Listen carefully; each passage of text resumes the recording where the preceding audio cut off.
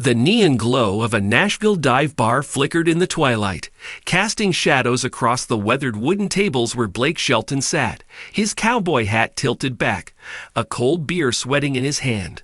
The jukebox wailed with a Hank Williams tune, and the air smelled of whiskey and dreams. Blake wasn't just there to unwind. He was on a mission. Gretchen Wilson, the firebrand who'd once set country music ablaze with Redneck Woman, had been off the radar too long. Her absence left a hole in the honky-tonk heart of America, and Blake was determined to bring her back to the road. It was June 2025, and the country music scene had shifted.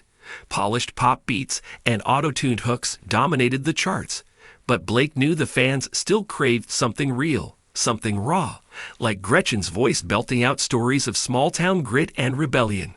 She ruled the early 2000s with anthems that spoke to truckers, bartenders, and dreamers. But life, kids, heartbreak, and the grind of the industry had pulled her away.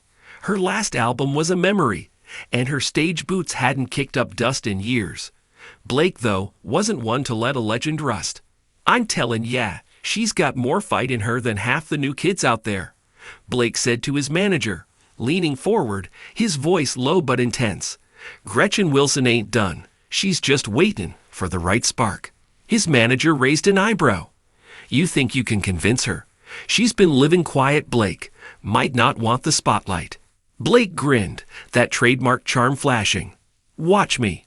The next day, he was on the road to Gretchen's place, a sprawling farm just outside Lebanon, Tennessee, where the air smelled of hay and freedom. He pulled up in his pickup, dust swirling, and found her on the front porch, sipping sweet tea, her hair a wild tangle of blonde. A beat-up guitar rested against her chair, and her eyes, sharp as ever, sized him up. "Well, look who's slumming it," Gretchen drawled, a smirk tugging at her lips. "What's up, Shelton?" "I'm here to get you back on stage," he said, cutting straight to it. "The fans miss you." "I miss you. Country music needs a kick in the ass, and you're the one to do it." She laughed, a husky sound that carried years of hard-won wisdom. "You think I'm just gonna hop on a tour bus 'cause you bat those eyelashes? I got a kid, a life. I'm good here." But Blake wasn't deterred. He'd come prepared. He pulled out his phone and played a track he'd been working on, a duet called "Runnin' Down a Dream," a gritty, up-tempo banger about chasing the open road and leaving regrets in the dust. It was tailor-made for their voices, his smooth, easy drawl, and her raw, untamed edge. As the song played, Gretchen's foot tapped, almost against her will. "You wrote this for us?" she asked, her guard slipping. "Damn right," Blake said. "You in or what?" She didn't say yes, but she didn't say no either. That was enough for Blake to start scheming. Over the next few weeks, he worked his Nashville connections, lining up promoters, venues, and a band that could match Gretchen's energy. He even roped in Carrie Underwood for a late-night phone call to Gretchen, the two women bonding over the pressures of fame and motherhood. Carrie's encouragement hit home. "You're still that redneck woman.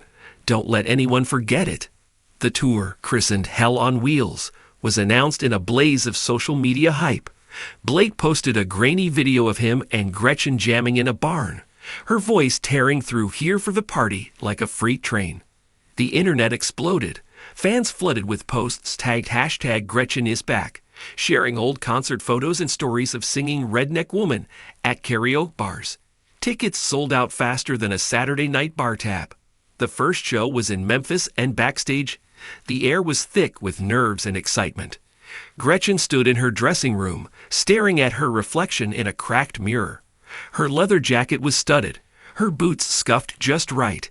Blake poked his head in, tossing her a shot of bourbon. "Ready to raise some hell?" She downed the shot, grinning. "Let's do this."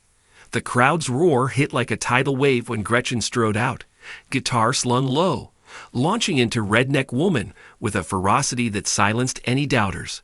Blake joined her for "Runnin' Down a Dream," their voices blending like whiskey and smoke, the audience screaming every word.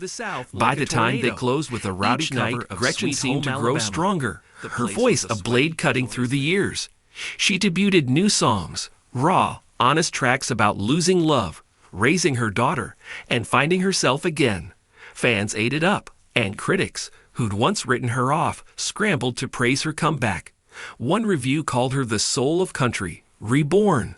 Blake was the perfect partner, keeping things light with his goofy banter while pushing Gretchen to shine. Offstage, they swapped stories over greasy diner food, laughing about old tours and near misses. But the road wasn't all glory. In Dallas, a sound system glitch cut Gretchen's mic mid-song, and she handled it like a pro, belting a cappella until the crowd took over, singing for her. In Atlanta, a tabloid ran a snarky story about her wild days, and she fired back on X. Still wild, still me. Deal with it. The fans did more than deal with it. They worshipped her. From truck drivers in flannel to college kids in cowboy hats, they showed up, singing her old hits and chanting for more. Blake, ever the showman, knew he was witnessing something special. This ain't just a tour, he told a reporter. It's a Dan revival. The final show was in Nashville, at the Ryman Auditorium, the mother church of country music. The air felt sacred as Gretchen took the stage, her daughter watching from the wings. She and Blake tore through their set, ending with Runnin' Down a Dream. As the last chord rang out, Gretchen grabbed the mic. "Y'all gave me a reason to come back," she said, voice cracking. "This is for you." The crowd stood, roaring, as Blake slung an arm around her. "Told ya you weren't done," he whispered. Gretchen was already planning her next move, an album, maybe another tour. Blake had lit the match, but she was the fire, burning brighter than ever. The road had called, and Gretchen Wilson had answered, proving she was still the redneck woman country music needed.